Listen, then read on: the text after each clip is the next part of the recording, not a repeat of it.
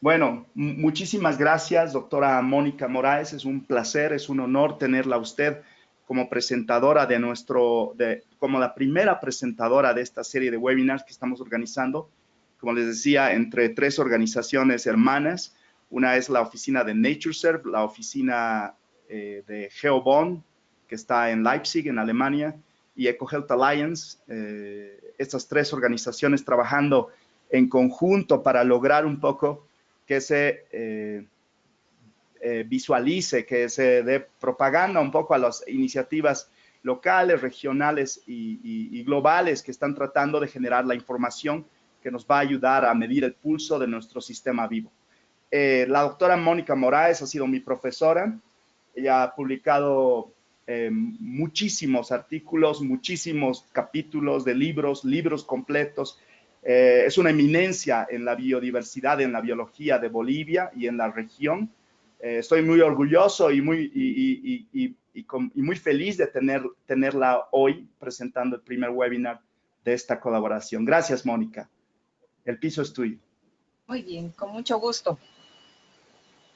Bueno, en primer lugar, yo quiero agradecer la invitación que ha sido cursada por la red de NatureServe para participar en esta serie de webinars relacionados con el pulso del planeta. Y también, por supuesto, mi agradecimiento y amistad al doctor Miguel Fernández, biólogo boliviano y director de los programas de Latinoamérica y el Caribe de NatureServe, con quien se inicia una nueva fase para consolidar esta red en nuestros países. Bueno, quiero, en segundo lugar, bueno, estoy muy contenta de presentar a la institución, que es un orgullo y mi segundo hogar desde hace 29 años como investigadora y profesora universitaria. Por lo tanto, también agradezco a la doctora Carla Maldonado, su directora, por encomendarme esta tarea de resumir y presentar las actividades del Herbario Nacional de Bolivia, que en esta primera diapositiva se ven los logos institucionales, ¿no? Empezando por el de la Universidad Mayor de San Andrés en La Paz, la carrera de Biología, el Instituto de Ecología y el del Herbario. Mi ponencia es el repositorio de la flora boliviana y su dinámica con sistemas vivos.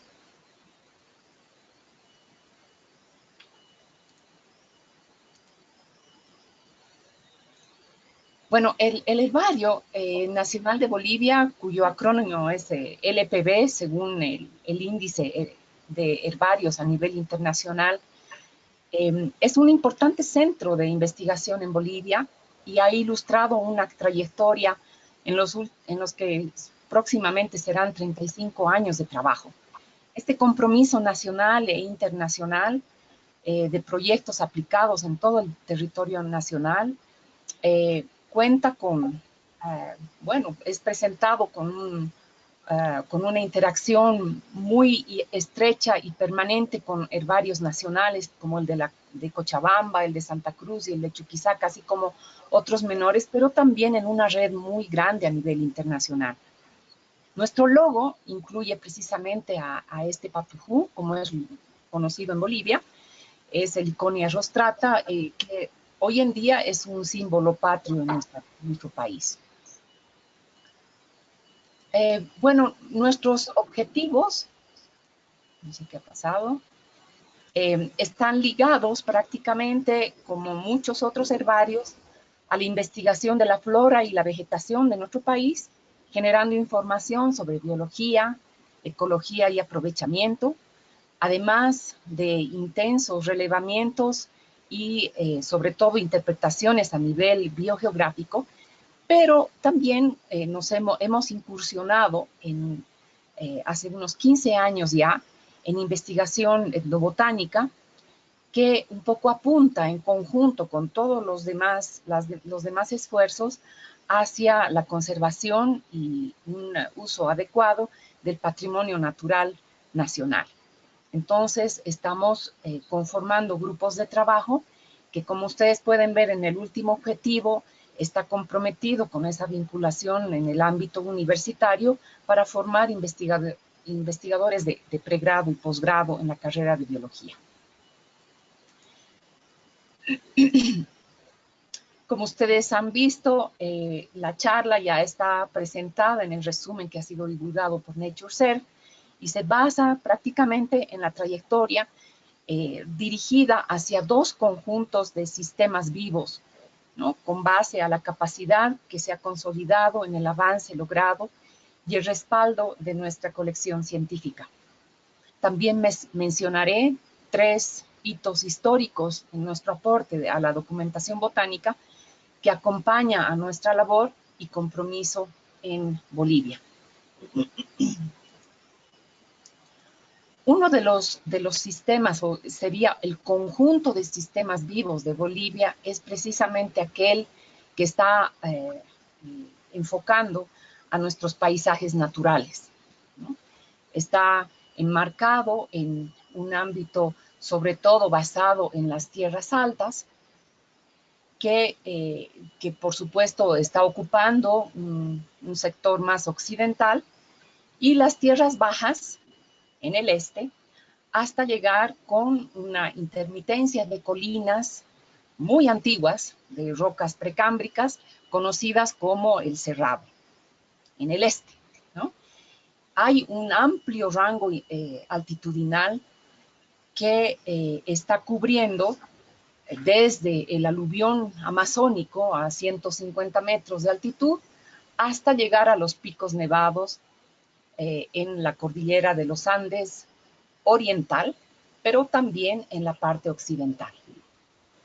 Entonces, se ha reconocido diversos biomas como los bosques, matorrales, praderas, desiertos, pantanos y humedales, que se diferencian en 12 regiones ecológicas, 208 sistemas de tierras y 199 ecosistemas. Además, por su localización se encuentran los orígenes a 3 cuencas hidrográficas, ¿no? Una que es la amazónica, ¿no? O sea, todas las cabeceras de cuencas en los Andes.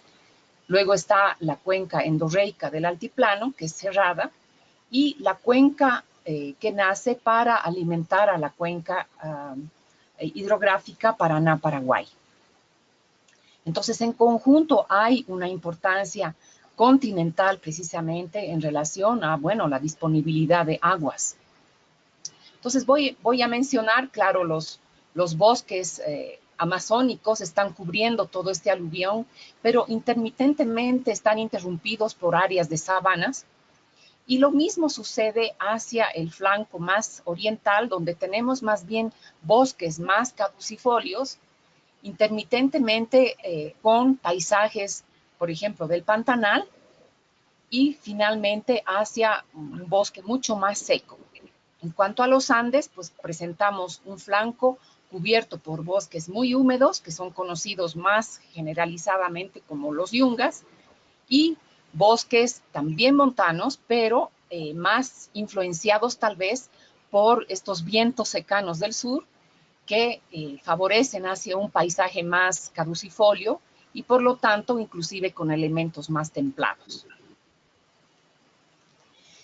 Posteriormente, cuando queremos un poco ver tal vez la implicación de esta diversidad biológica maravillosa que se encuentra en Bolivia, en primer lugar, hay la presencia de la fisiografía, es decir, todas estas diferencias de relieves a nivel de todos los paisajes, con estas formaciones en 8 provincias fisiográficas y 24 tipos de suelos, considerando que en los suelos tenemos realmente una aptitud que no excede al 10% que tenga esta oportunidad de cultivos agrícolas. También la influencia de los eventos pasados, es decir, elementos biogeográficos de una flora y una fauna que han interactuado a lo largo del tiempo, derivan de una influencia, por supuesto, amazónica, que es la que es más predominante. Luego está la del Cerrado, que además digita una superposición con los elementos amazónicos, y es la que viene precisamente del centro de Brasil, ¿no es cierto?, que influye hacia una biota del Cerrado muy antigua. Y luego está también, por supuesto, la andina, ¿no? Que es una influencia donde, claro, se han sucedido muchos eventos con el levantamiento de las montañas hace 12 millones de años, por ejemplo, en promedio. Y finalmente, hacia el sur, una influencia del Gran Chaco o la región chaqueña, que conecta precisamente a nivel continental ya con otros procesos, tal vez de sitios muy séricos, muy desérticos, hacia la Caatinga, en el noreste de Brasil. Entonces hay una continuidad entre muchos procesos históricos y evolutivos que precisamente tienen un encuentro, un punto de encuentro en Bolivia. Por otro lado, claro, las dinámicas climáticas también han influenciado en una superposición de eventos y ciclos, pero sobre todo ya hablando de promedios anuales en una célula central que está precisamente en el Chapare, como nosotros conocemos, que es la parte subandina, y que tiene hasta 6 metros de lluvias a nivel de acumulación anual, ¿no? Luego se distribuye, por supuesto, también una consideración con la temperatura anual y que asigna prácticamente un reconocimiento de un comportamiento, sobre todo tropical, con 2 estaciones que predominan, como son las de verano y de invierno, y de etapas transicionales. En realidad, en Bolivia no existe realmente una primavera o un otoño como se comporta, por ejemplo, en regiones mucho más templadas. No está marcada la estacionalidad en 4, sino más bien más de 2, ¿no? Entonces sí tenemos el comportamiento climático tropical. La interacción de todos estos factores y los eventos realmente ha implicado en una interesante diversidad vegetal de formas, colores, hábitos y formas de vida de una flora representativa y adaptada que caracteriza sitios con especies indicadoras, raras y dominantes. A su vez, ocupan paisajes en comunidades de especies representativas y características de cada piso ecológico, como estos sistemas lacustres en los Andes. Bueno, ahí está el lago Titicaca que compartimos con Perú, serranías rocosas precámbricas del Cerrado, como ya había mencionado, son las rocas más antiguas inclusive del planeta. Luego los siguientes,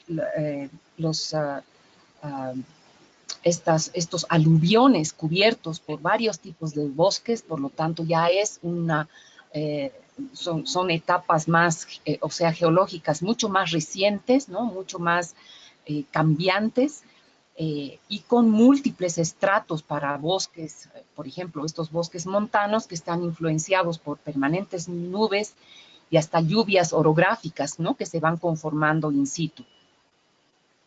Y como otro ejemplo, pues está la presencia de estos paisajes que enfrentan procesos de desarrollo, que son los bosques montanos, influenciados también por toda esta distribución climática. Y las condiciones y dinámicas, bueno, siempre son un desafío para los investigadores cuando visualizamos nuestro futuro, ¿no? Es decir, cómo podemos visualizar el futuro a largo plazo. Por otro lado, contamos con otro conjunto de sistemas vivos que son precisamente el patrimonio cultural de los sistemas humanos que están representados en Bolivia y son asignados per se por las Naciones Unidas como los guardianes de la diversidad biológica, y quienes han impreso entre generaciones un sello en la historia boliviana respecto a sus percepciones, tesoros y conocimientos. Entonces, ustedes ven acá un mapa donde se visualiza prácticamente la presencia de estos 35 grupos. Bueno, ya algunos ya van teniendo precisamente vestigios o que tienen una virtual situación de extinción, o sea, realmente están desapareciendo, versus otros, como por ejemplo se trata de los aymares y quechuas, que están poblando esta zona andina y que ya están cerca de los 2 de los 2,5 millones de personas, mientras que en todas las tierras bajas, pues solamente es un total de 250,000. Entonces, realmente la población indígena en Bolivia está ahora, después de nuestro censo del 2012, en un 40%, pero bueno, podemos ver la distribución, digamos, por 3 grupos, ¿no? En la Amazonía, toda una suma de muchos pueblos indígenas. En el Chaco, que ustedes recuerdan, era la zona más sureste de Bolivia, y finalmente en los Andes, donde tenemos otros grupos junto a los aymaras y quechuas.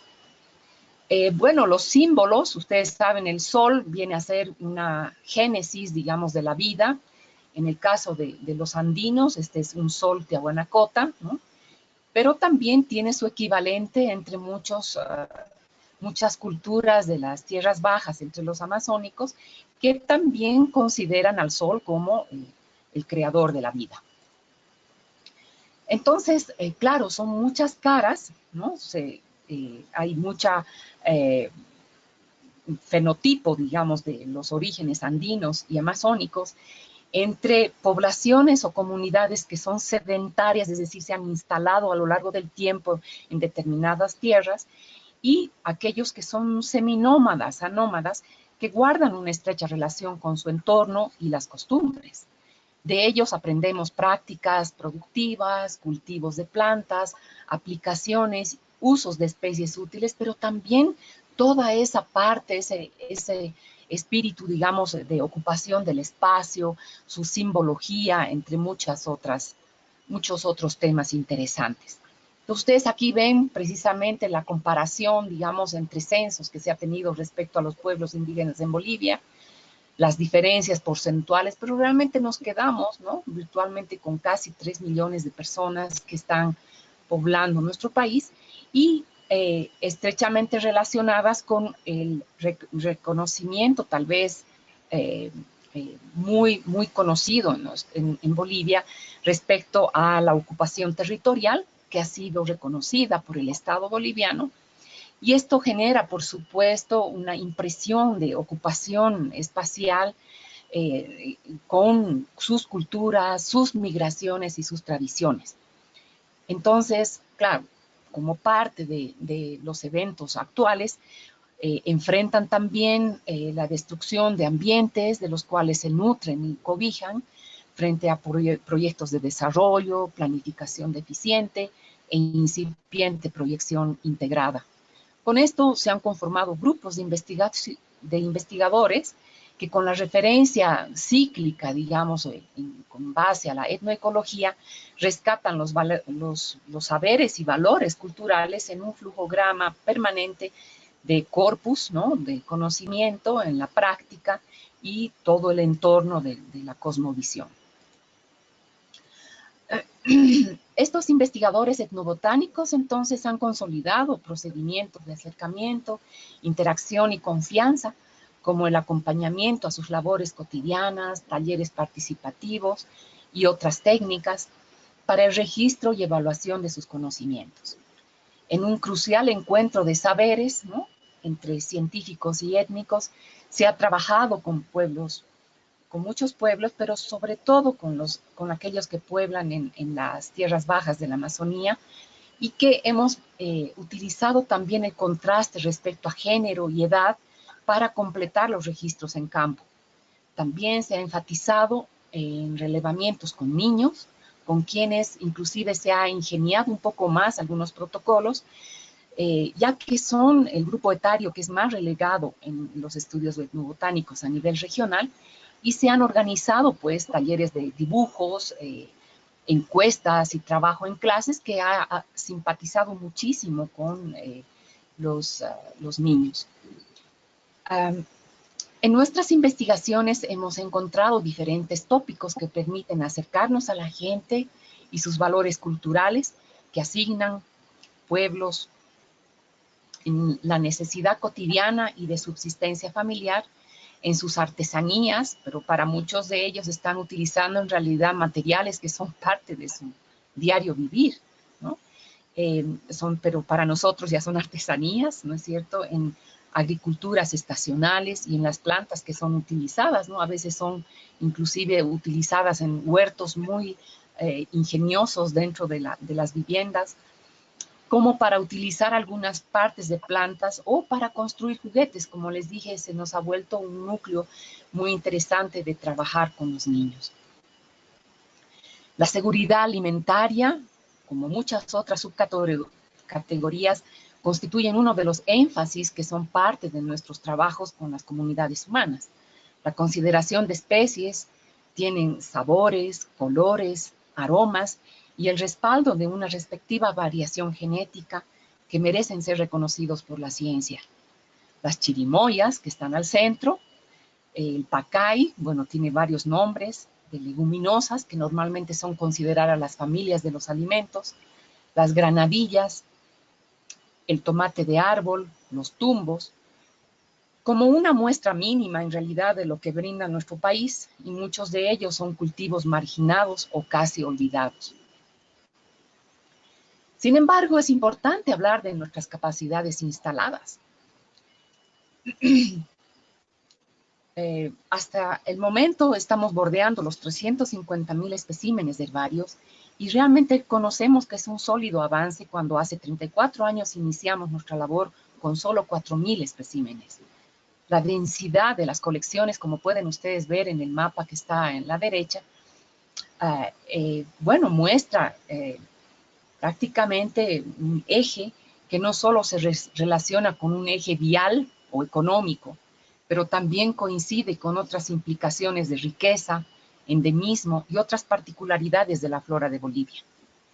El contar con 12.000 especies determinadas actualmente en nuestro herbario, taxonómicamente determinadas hasta el nivel de especie, representa para nosotros un salto muy importante, especialmente si nos comparamos que hemos empezado la documentación de nuestra flora mucho después que otros países limítrofes, como por ejemplo Argentina, que nos lleva más de un siglo de diferencia. También hemos catalogado los tipos escaneados, que es parte de una red de herbarios, ¿no es cierto?, que hemos recibido financiamiento para poder disponer en línea de este material visual. Y también se ha elevado el registro en una base de datos que supera la mitad de nuestra colección. El dato, bueno, desde los ambientes que han ido creciendo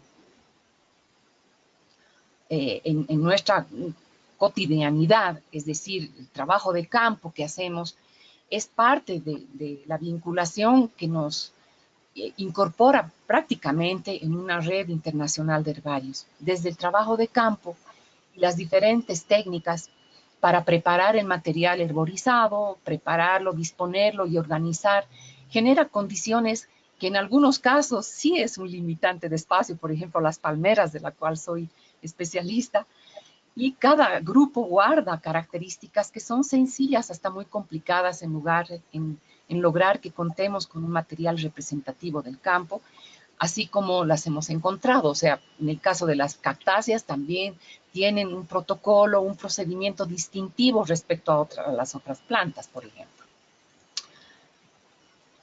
Poco a poco, claro, los ambientes han ido creciendo. Yo ya sé que se han hecho incluso estándares de que los herbarios son los que más rápido crecen, pero realmente es una proyección ascendente y constante donde resguardamos en cajas de cartón, que siempre ha sido una opción y que la seguimos modernizando, pero contamos con este material que es muy amigable a nivel ecológico, pero también hasta la instalación de compactadores, que son los que ahorran mucho espacio. Y claro, junto a la labor del registro fotográfico, y muy especialmente acompañado con las ilustraciones botánicas, son una alternativa para visualizar las diferencias morfológicas entre grupos. Y claro, la información que estamos documentando y estamos generando es también un sello, o sea, desde el trabajo de campo que estamos coleccionando, pero especialmente a nivel del herbario. Después de un desarrollo tecnológico e informático, hemos ido cambiando y registrando el registro, y ahora aplicamos, bueno, una serie de información desde el apoyo o el respaldo de la colección científica, está vinculado con ese espécimen, tiene, por ejemplo, toda la información de la etiqueta y está en la información, comparación y rectificación de nombres. Entonces, actualmente contamos con la secuencia de usar este sistema BRAMS, que todavía nos reporta problemas. No, hasta ahora no conocemos algo que es perfecto, ¿no? Por lo tanto, sí vamos a estar abiertos a recibir sugerencias por si hay mejores opciones. Y finalmente, la labor de documentar la flora y la vegetación de Bolivia atiende a un mosaico de temas que están interrelacionados y que cautivan al investigador en trabajo de campo o en gabinete. Entonces, el botánico se inspira en una fotografía, plantea preguntas de investigación, fundamenta el marco hipotético sobre dinámicas que son parte de nuestros sistemas vivos. Por ello, el trabajo de campo conforma el peso específico de nuestra investigación y esfuerzo, ya sea en la instalación de experimentos como la búsqueda de patrones que ilustran estos procesos naturales, la logística de recorrer distancias que otros no lo hicieron o que hasta pueden reportar peligros, así como el protocolo mismo de elaborar el material herborizado y hasta secar las muestras en campo, entre muchas otras tareas. Por supuesto, nuestra dedicación y entrega cotidiana es parte de nuestro trabajo. Nos preocupamos en que el herbario respalde con otros nombres que son válidos de acuerdo a una permanente actualización, y nuestros expertos se ocupan de clasificar el material herborizado. Esto se reporta tanto en la colección científica como en el servicio que brindamos a otros usuarios, y así es un referente nacional e internacional para instalar una red de colaboración o intercambio. Una de las ventajas fundamentales es precisamente nuestra interacción en la universidad, porque conlleva la formación de grupos de investigadores jóvenes, estudiantes, que diversifican posteriormente las áreas de investigación, y esto afianza nuestro liderazgo en consolidar sus proyecciones permanentes y profesionales, ¿no? Con la dedicación de ambos sistemas vivos, que me he referido antes, hemos publicado varios trabajos, desde el uso de las plantas en general, nuestros proyectos que procuraron medir el impacto del aprovechamiento de plantas, el relacionado con usos de grupos por ciertos pueblos, la percepción de los niños, como ya les he mencionado antes, pero también la documentación de la flora, ¿no? La vegetación, varios aportes, investigaciones relacionadas con paisajes, como por ejemplo con áreas protegidas, evaluaciones del estado de conservación en los libros rojos, entre muchos otros. Sin embargo, podemos resumir entonces esos 3 hitos históricos que les había mencionado antes. En primer lugar, la Guía de Árboles, publicada en 1993, que por primera vez se hizo el ejercicio de acercarnos entre 34 investigadores botánicos bolivianos para producir un libro que fue por mucho tiempo una importante referencia. Las especies mencionadas estuvieron basadas en nuestras colecciones científicas y, bueno, utilizaron el respaldo de sistemas de clasificación que todavía primaba las características morfológicas y comparativas. El segundo es este mapa de vegetación en el 96, que por primera vez se produjo un mapa a escala 1,5 millones como crisol, donde no solamente confluyeron los datos de flora, sino, como ustedes pueden ver, biogeográficos, climáticos, orográficos y geomorfológicos. En tercer lugar está este más reciente, en el 2014, que claro ha concluido con el aporte de muchas otras diversas publicaciones, especialmente de artículos y de libros, ¿no? Que por primera vez también el Missouri Botanical Garden, que ha hecho esta serie de catálogos, pues interactuó con el liderazgo de herbarios bolivianos y el Jardín Botánico de Nueva York, y en este caso ya aplicamos el sistema APG, que es mucho más moderno, filogenético y molecular, y donde se documentaron 12.165 especies nativas para Bolivia. Entonces, los datos, claro, podemos jugar con esa información y podemos hacer estas implicaciones de riqueza y rango altitudinal donde se concentra mayormente la riqueza, cuáles están, por ejemplo, afectadas por el cambio climático, otros, la distribución, por ejemplo, donde existe más más especies, por ejemplo, en el caso del departamento de La Paz, pero confluye también con los bosques de yungas, donde está el 50% que se concentra en toda esa zona. También están las tendencias que nos caracteriza como un país netamente tropical y que básicamente, claro, está con tendencias donde las orquídeas, asteráceas, fabaceas y poáceas son las que tienen mayor riqueza, y lo mismo en el caso de algunos géneros, pero estamos conscientes que obviamente hay muchos sitios que están poco estudiados y que tenemos que seguir completando. Sin embargo, las aventuras continúan. Tenemos fundamentalmente, claro, estamos trabajando en un intenso trabajo de campo. En este primer caso es de los árboles de Bolivia, es un artículo que ha sido publicado en el 2017, el año pasado. Ya hemos actualizado algunos números, ¿no es cierto? Eso es una tarea prácticamente de cada cierto tiempo que estamos midiendo. Respecto a la guía de árboles que les mencioné, ya son 200 nuevos registros. Respecto a nivel mundial, son casi 300 nuevos registros para Bolivia, pero estamos conscientes también que hay muchos sistemas que están cambiando a nivel de la clasificación de plantas. El segundo caso son estos nuevos registros en la red Gloria, que es este monitoreo de ambientes alpinos. En realidad nació en Europa, pero bueno, nos hemos incorporado desde el 2006 y ya llevamos 12 años de monitoreo, siempre encontrando sorpresas en encontrar estos bioindicadores. El tercer caso es esto de las evaluaciones de las plantas angiospermas en formaciones de vegetación que tienen riesgos en los Andes tropicales, pues hay factores de aridez, ¿no? Baja resiliencia, vegetaciones o todo un paisaje que tiene mayor número de meses secos por año, entre otros. Hemos identificado 316 especies nativas y 3 ecosistemas que serían afectados por el calentamiento climático, y es prácticamente un referente para la evaluación regional que está haciendo la Unión Internacional para la Conservación de la Naturaleza para especies endémicas y de determinados grupos andinos desde Colombia hasta Bolivia. Hemos interpretado que la región con mayor número de especies son los Andes, ¿no? Con la presencia de formaciones de bosques. Le sigue el altiplano con 2 tipos de praderas andinas y que además incluyen humedales, pero también las ecorregiones que mayor número de especies tienen son los yungas, que son estos bosques montanos húmedos, y las formas de vida más representadas son las herbáceas.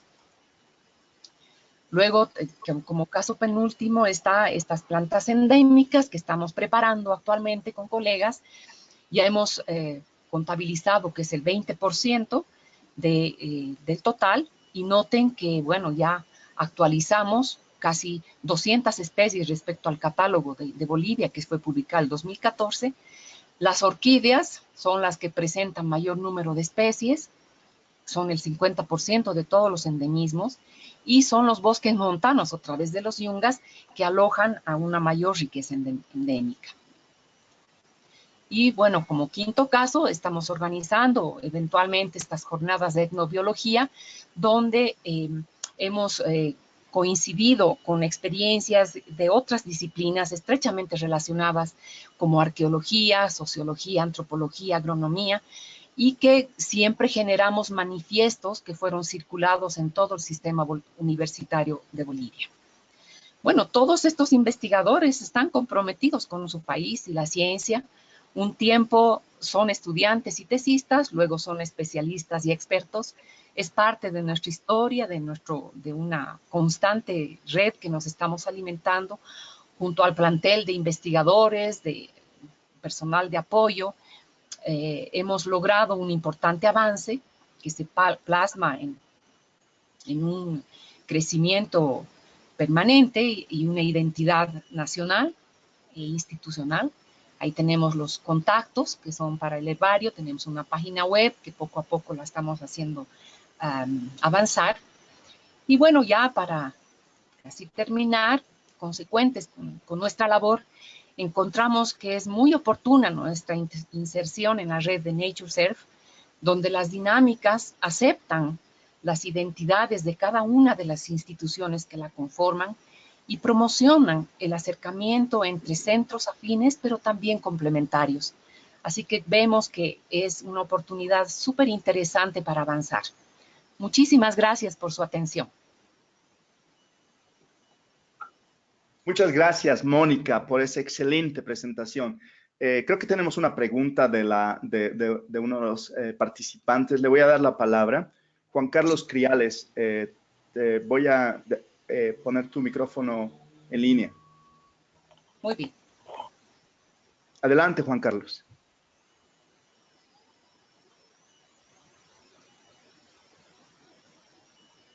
Juan Carlos, ¿nos escuchas? ¿Tienes tu micrófono o prefieres escribir la pregunta?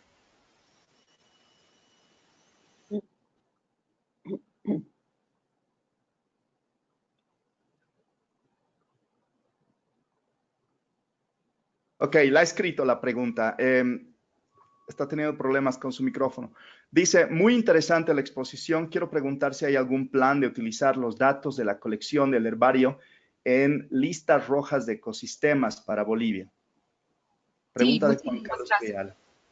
Muchísimas gracias. Precisamente este ejercicio que hemos hecho de preparar una corta lista de especies que consideramos están en ecosistemas que son afectados en los Andes tropicales se ha constituido en el primer ejercicio para disponer la base de datos, ¿no? Es debido a que estamos conformando un proyecto que ha sido financiado por la UICN para evaluar el estado de conservación ya con categorías UICN, que ustedes saben son aquellas vulnerables, en amenaza y en peligro crítico, ¿no es cierto? Son tres niveles, digamos, de consideración respecto a su conservación y, por supuesto, requieren el uso directo de nuestras bases de datos. Entonces, precisamente es el primer ejercicio que hemos iniciado con ese proyecto, que va a terminar el próximo año, a fines del próximo año, pero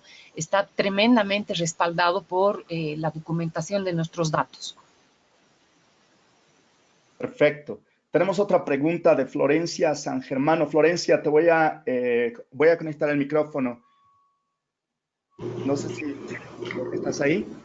Sí, estoy acá. No sé si me escuchan. Te escuchamos, Florencia. Adelante, por favor. Perfecto, Mónica. Una presentación muy interesante. Muchas gracias. Yo trabajo en la zona de Bolivia con modelos de cambio de uso de suelo y fragmentación. Y me gustaría saber cuál es el estado en las investigaciones que están haciendo ustedes sobre plantas indicadoras de fragmentación y degradación de ecosistemas. Yo trabajo con todo lo que es imágenes satelitales y me gustaría empezar a hacer como una conexión más entre lo que se ve con el satélite y la biodiversidad en el suelo, en el campo, porque por satélites obviamente no se puede ver. Entonces me gustaría poder relacionar lo que uno ve por el satélite con algún indicador local. Y vos mencionaste en una de las primeras filminas sobre indicadores, y bueno, me gustaría saber si tienen alguna planta indicadora para los diferentes ecosistemas identificadas ya.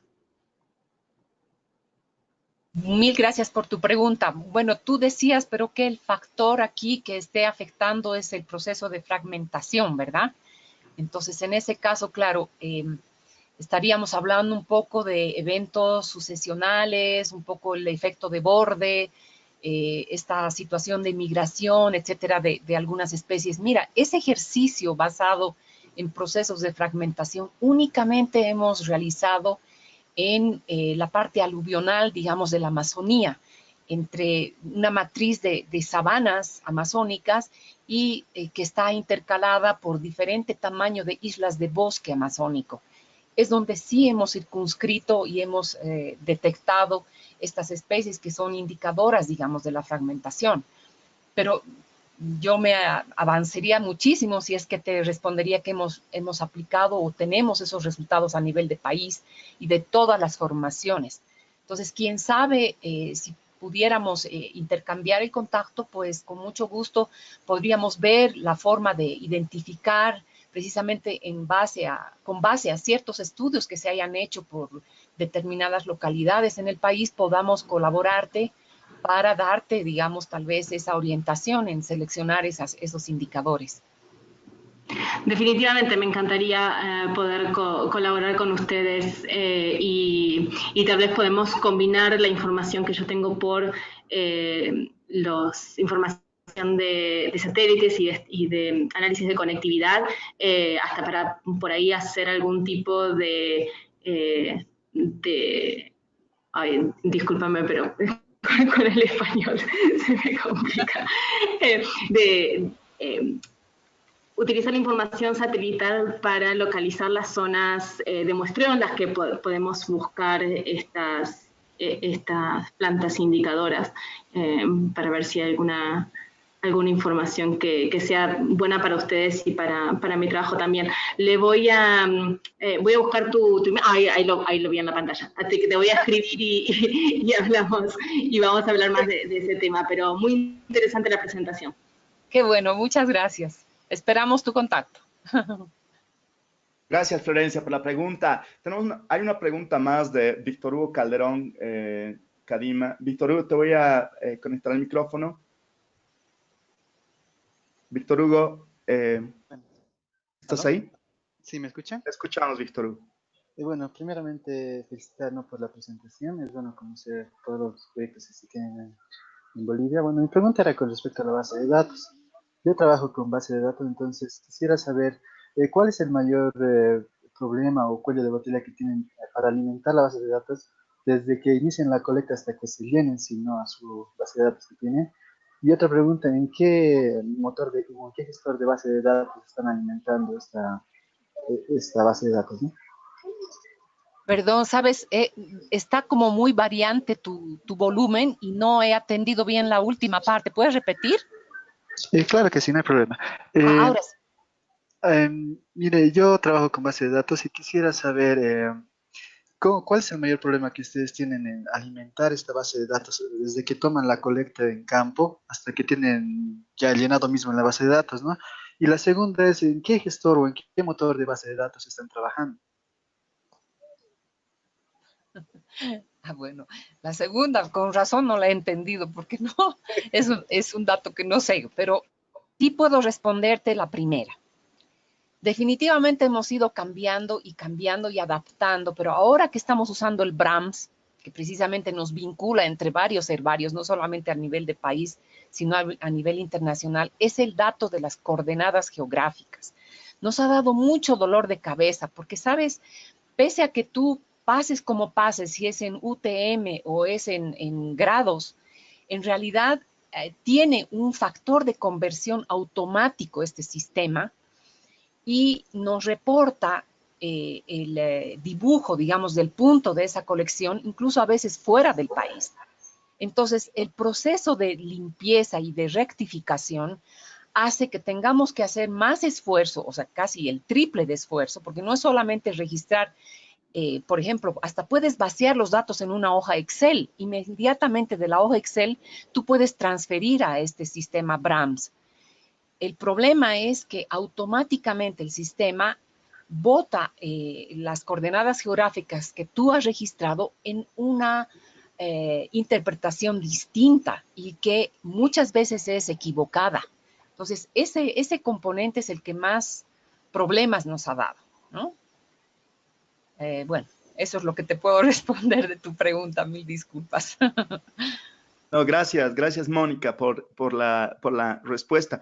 Nosotros cuando estábamos trabajando en la integración de la información que tenían los herbarios y el Herbario Nacional de Bolivia, tuvimos muchos problemas con esta transformación en la que se pierde información y a veces también se gana información, pero es un problema. Lo que pasa es que estos sistemas de información para manejo de datos de herbarios y museos se han creado hace muchos años y no se han pensado. Bueno, no fueron pensados en el momento de su creación en que la información geoespacial iba a ser tan disponible y que iba a requerir que sea la descripción de la latitud y la longitud sea tan precisa. Entonces, ese es uno de los problemas que tenemos. Y no solamente es el BRAMS, hay varios otros sistemas de catalogar información de herbarios y museos que también tienen problemas similares. Cierto, cierto. Víctor Hugo, sobre tu segunda pregunta, ¿cuál es la base de datos? ¿Cuál es el sistema de gestión de información que está debajo de Brahms? Esa es una excelente pregunta. Yo también estoy muy interesado en entender, porque eso nos va a ayudar a comprender un poco cuál es el hilo conector entre todos los miembros de la red de NatureServe y cómo podemos conectar estas bases de datos, ya sea mediante el hub de GBIF o mediante otro sistema, pero es muy, muy importante. Yo voy a tratar de averiguar y te voy a escribir y te voy a contar un poquito. Gracias por la pregunta. ¿Alguna otra pregunta de nuestra audiencia?